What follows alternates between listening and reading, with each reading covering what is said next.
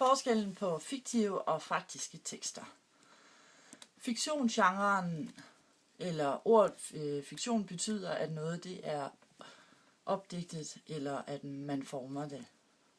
Tekster, der tilhører fiktionsgenren, er kendetegnet ved at skabe en verden, der nødvendigvis ikke er identisk med den virkelige verden. Ofte fortælles der om begivenheder eller konflikter mellem mennesker, som kunne have fundet sted i virkeligheden. Fiktionsgenren kan man inddele i 3 store genrer: epik, lyrik og drama.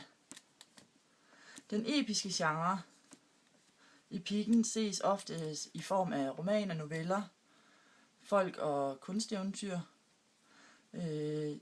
De episke kendetegn er, at der er en fortæller, enten en førstepersons eller en tredjepersons fortæller, og at historien fortælles i et handlingsforløb. Teksten den bliver delt op i afsnit eller i kapitler.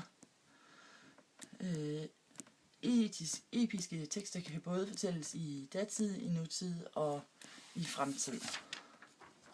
Den lyriske genre ses i form af digte eller sange. De er opstillet i strofer og vers. Der optræder som oftest kun 1 eller 2 karakterer i et digt, en fortæller i form af afsenderen og en modtager af budskabet. Lyrikkens form er rim, rytme, strofer og vers. Og dramagenren kendetegnes ved, at der er dialog og monolog. Handlingen bliver vist. Der optræder altid en konflikt. Der bruges replikker. Dramaet er opdelt i akter eller scener, som læseren eller tilskueren oplever man handlingen set udefra.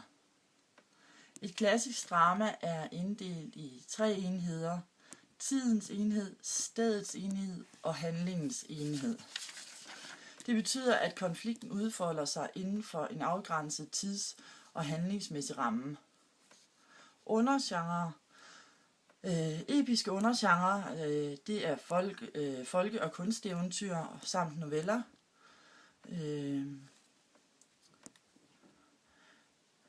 Lyrik. Brugslyrik, altså digte, sange, som bruges socialmæssigt. Central lyrik, hvor følelserne kommer ud i form af hjerte, smerte. Det har en subjektiv vinkel. Drama, der er undergenren komedie, tragedier og spillefilm. Faktiske tekster. Faktagenren er forpligtet på virkeligheden og kan bedømmes på, hvor sandt eller troværdigt et billede af virkeligheden de giver. Den inddeles i 3 undergenrer: den informerende teksttype, den vurderende og argumenterende teksttype og den opfordrende og adfærdsregulerende teksttype. Den informerende teksttype har til hensigt at informere om en sag. Objektive informerende tekster finder man i fagbøger, i referater og i nyheder. Subjektive informerende tekster er for eksempel oplevelsesjournalistik og analyser. Den vurderende og argumenterende teksttype, her er der fokus på afsenderen. Den kendetegnes ved, at afsenderen ønsker at overtale eller overbevise modtageren om et bestemt budskab eller indhold. De vurderende teksttyper omhandler politiske taler, lederen i avisen, kronikker, anmeldelser og læserbreve.